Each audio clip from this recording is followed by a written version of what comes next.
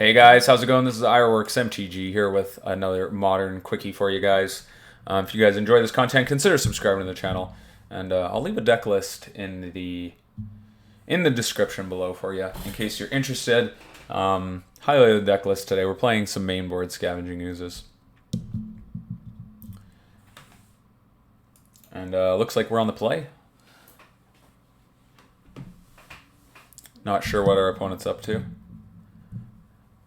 They may be reaching for their glass of Pepsi or alcoholic beverage or whatever they may be drinking or whatever they may be doing. Perhaps they're texting their girlfriend or boyfriend. I'm not sure.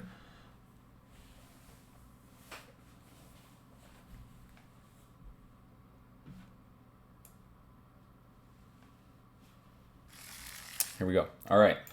Unfortunately, this hand's not playable, so we're going to toss it back. And this hand is not bad. Looks like we're likely against blue-white control.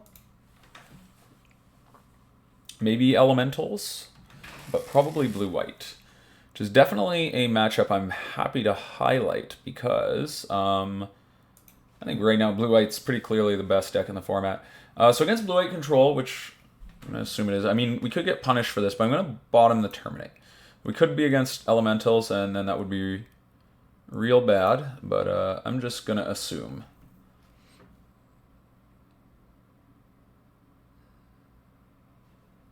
And since we don't have a play on turn one, we'll just open up on a Verdant Catacombs.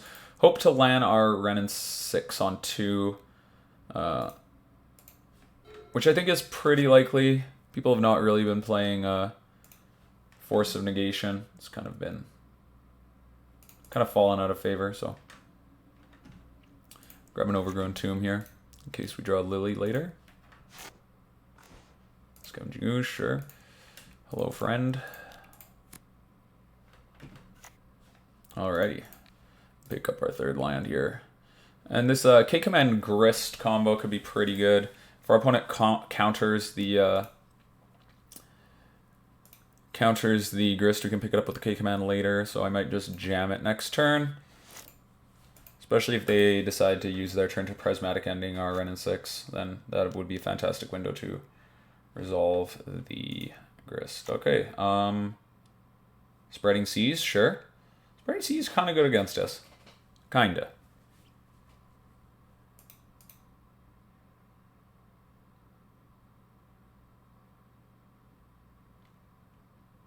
But Verdant Catacombs grabbing Stomping Grounds will allow us to continue casting all of our spells.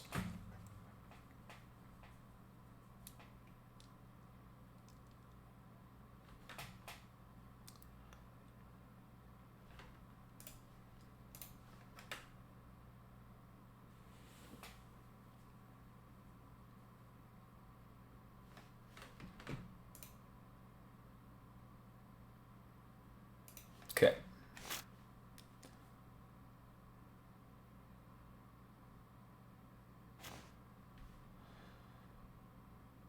Alrighty, so let's start the turn by fetching and activating our Wrenn and Six. Our whole turn's just gonna be we're gonna play the Grist here. Scavenging Ooze has nothing interesting to pick up or eat right now, so. And Tarmogoyf's just a wee lad.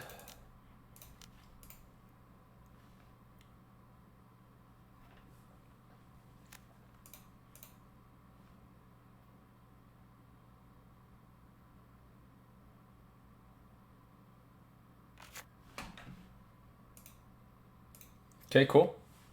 Happy to mill over the swamp here with an active Wrenn and Six. Just draw spells and loop this Verdant Catacombs would be ideal.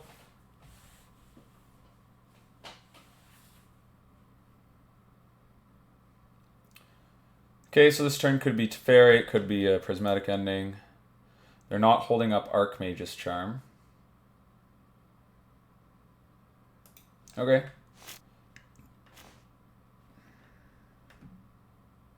Do I want to double spell?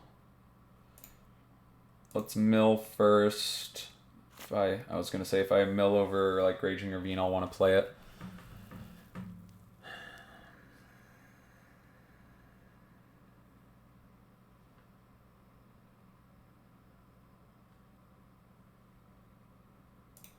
We're ticking up to ulti here. I think I'm pretty cool with picking up this Cliffs, playing it tapped here, and then just holding up a K command.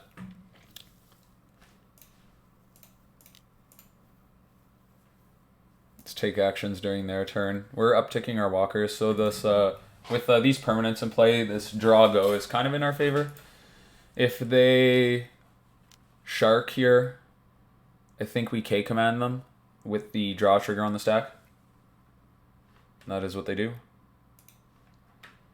And yeah, just for the sake of being as mana efficient as possible, I'm just going to do this now. Hit him like that. And I could ping the shark with the Wrenn, but I want to force our opponent to deal with the Wrenn during their turn if they have a way of doing that, because it's getting close to ultimating, and them tapping out during their turn is a very good thing. And it frees us up to resolve our threats if we want to. We can resolve our threats if we want to.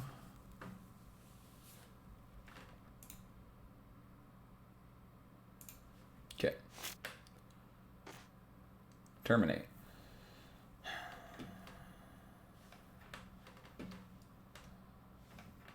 Okay, let's... In case they have Cryptic and they want to like tap Team Bounce, etc., etc., let's activate our Planeswalkers now. We mill over an Inquisition. Fine, we're picking up a Swamp here.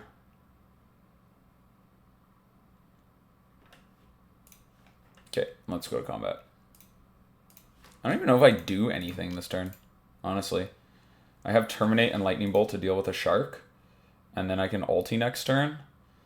I haven't played a land yet, so I guess I could play one threat and then still be able to do stuff. So I guess I'll run out of Foothills and play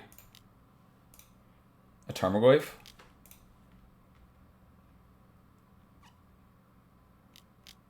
You can still hold up Terminate and Lightning Bolt. Yeah, that's totally fine. I don't care. Counter spells fine.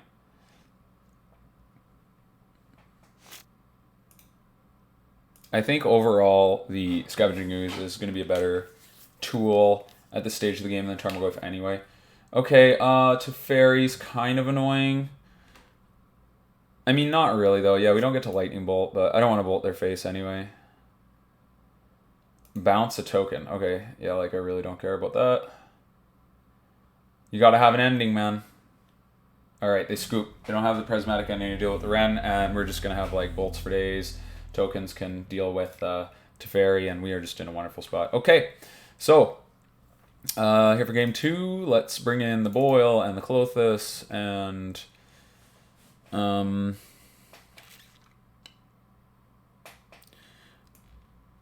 I'll cut the Terminate, maybe hold on to the push, because cascading into it seems so bad, but you know what, let's actually cut the push here, because we're going to bring in EE anyway. It deals with, like, these decks sometimes play Chalice, and it can deal with Planeswalkers and Spreading Seas and stuff. I don't mind the EE here just as insurance against Chalice.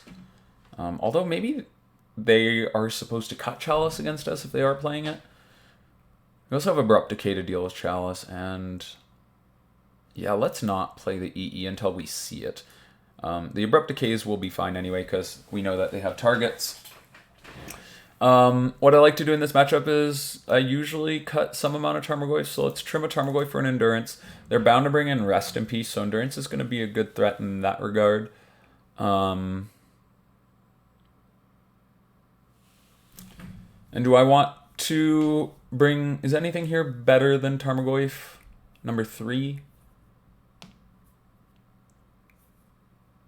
Brutality misses a lot of stuff in these new blue-white control decks. They play Shark Typhoon, they play Chalice, they play Spreading Seas and Teferi, and yeah, it only really takes the counter spells and the prismatic endings, so not excited about Brutality in this matchup, or even less excited, rather. We haven't seen Snap, but I kind of like one of Spellbomb. We have enough graveyard hate, though. Let's just... since we're so unsure, we'll just run with the Tarmogoyf. We're pretty cool with the Tarmogoyf just like eating Prismatic Ending anyway. Trading 1 for 1 is fine.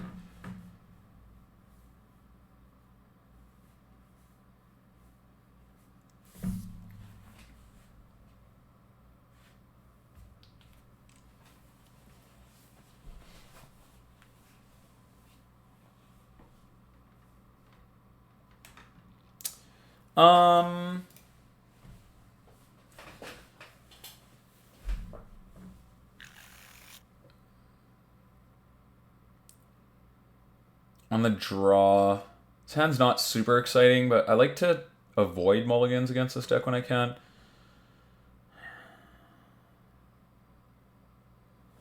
I think I will mull. It's just a nightmare if we keep drawing lands. Yikes. I'm not going to go any deeper, though. I've got double Ragavan. I'll bottom... The K command's a 2 for 1. Inquisition kind of clears away. I like the double Ragavan. If they deal with one, we've got another, and it kind of digs us back. I don't mind just putting the Bloodbraid Elf back. It's probably the highest liability card. I mean, this hand's not exciting, but we're on the draw, so we could hit a second land. We've got Ragavan and Wrenn and Six, so this is definitely a recipe for success. Although, you can certainly get punished for keeping one-liners in any matchup. There's no doubt about it. It's just like, in the world of one-liners, this is probably pretty good. Hey, never didn't have it, and yeah, we're just gonna run up the Ragavan. We're happy to do that because we've got 2. If they want to spend their turn casting a Prismatic Ending, that's fine. We'll resolve a Wrenn and Six. So it's all good, man. It's all good, man.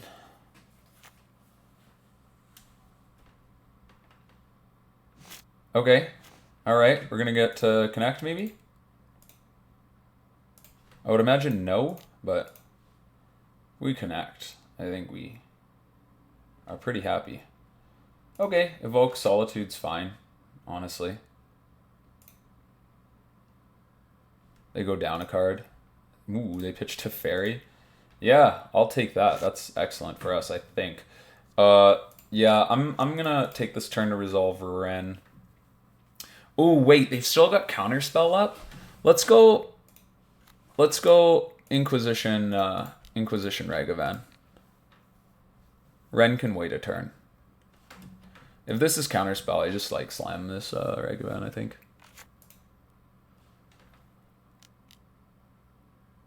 Doan's Veto. Sure.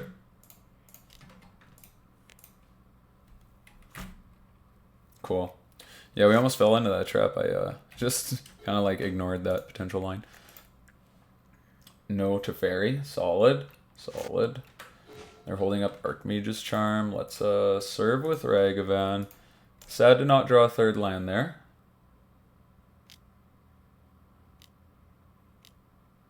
Does Archmage's Charm take your Ragavan? It's a shark. Am I supposed to Abrupt Decay the shark? Or am I... Yeah, what am I talking about? Of course I'm supposed to Abrupt Decay the shark. Okay, hit the shark. They draw a card. Our Ragavan's going to get to connect unless they've got a Solitude. But if they do, I don't think I care. They go down to 1 card. Okay, what do we got here?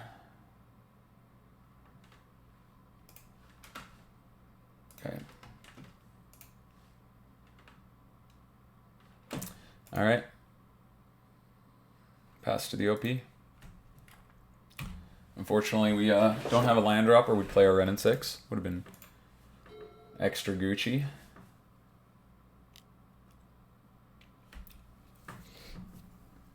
How many, if any, do these cryptic commands? Okay, they could have Archmage's Charm, which would be kind of sad.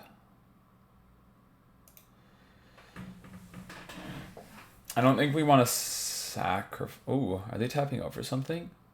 Please be Teferi down tick. Just down tick. You need more cards. Down tick. That's totally fine. You bounce our treasure. We're gonna ping your Teferi. Hey, we even found a fetch land. How wonderful. Yeah, I'm not gonna mess around here. This is a very good window to Resolve our Planeswalker and ping the Teferi. Wonderful.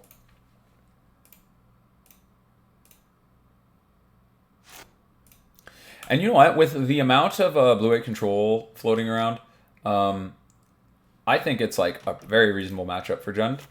For Boomer Jund specifically. Because it's not as... Zoomer Jund is like kind of very susceptible to Chalice. Whereas like Boomer Jund can play around it quite a bit better. So I definitely don't mind Jeskai Control being kind of the top dog right now.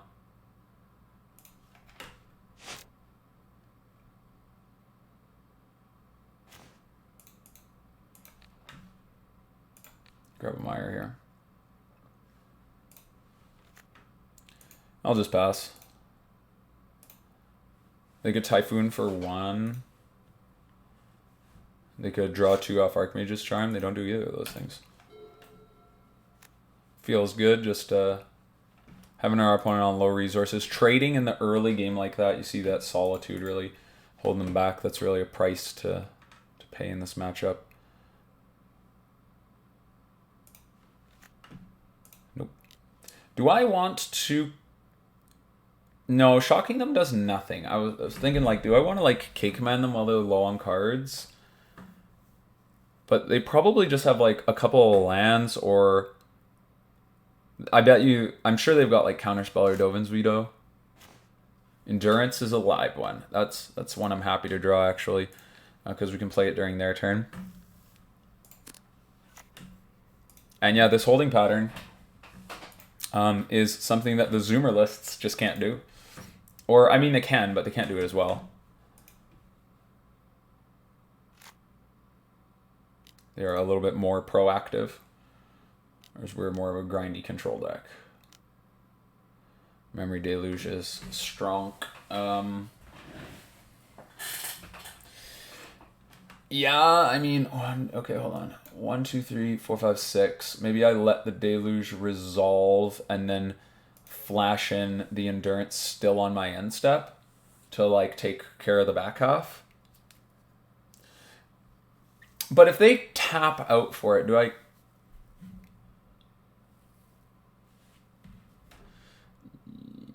Yeah, let's do it that way. So we know the Endurance is going to resolve, and it's just another thing for them to have to deal with. And we're taking care of the back end of that Memory Deluge. And without like a very fast clock, this is definitely a card that can kind of get us if they resolve it rather. And get that card advantage going and bury us, so we're going to avoid that. So now we've only got our basics to fetch.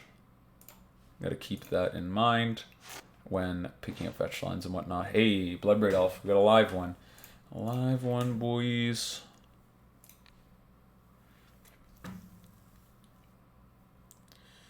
I think with no 1, 2, 3, 4, 5, 6. So I can Bloodbraid Elf or I can play Liliana, hold up K-Command. I think I want a Bloodbraid Elf here because if the Bloodbraid gets dealt with in one way or another, then the K-Command can pick it back up, so I want a Bloodbraid first. We'll just do it all. We'll just do it all. Hell yeah. Bloodbraid Elf into Liliana 2021, still relevant. I think I'll... Do I want to pitch my Lily or my Wrenn and Six?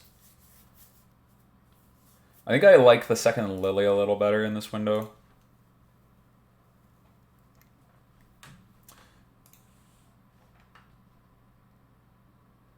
Beep beep. I'm gonna hold back the Endurance here because it can kill a Shark. Shark's a 4/4.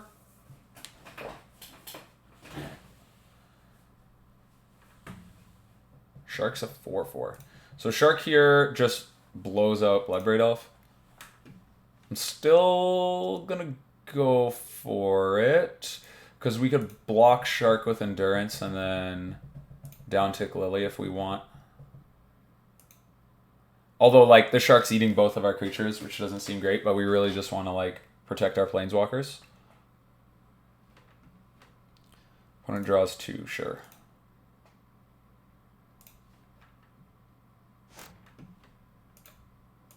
So next turn, I think that I'm not going to play a land because I want to have lands in hand if we ulti Wrenn and Six. So I'll crack Fetch to thin here. And actually, there's not even really a reason to do that. Maybe now there is because we want to be able to have colored sources. Oh, okay. Opponent's going to scoop it up. Cool, cool. Yeah, we just ground our opponent out. Really got to see the power of some of these solid solid cards that Boomer Jun still gets to play, and the power of the top end, and the good positioning against. Oh well, I mean, this doesn't necessarily prove that we're well positioned against blue-white control, but I think that this version of Jund is more well positioned against blue-white control than a lot of decks in the metagame. So yeah, if you're looking to play Boomer Jund, I think right now is a good time. And if you enjoyed this content, consider subscribing to the channel. Until next time, peace.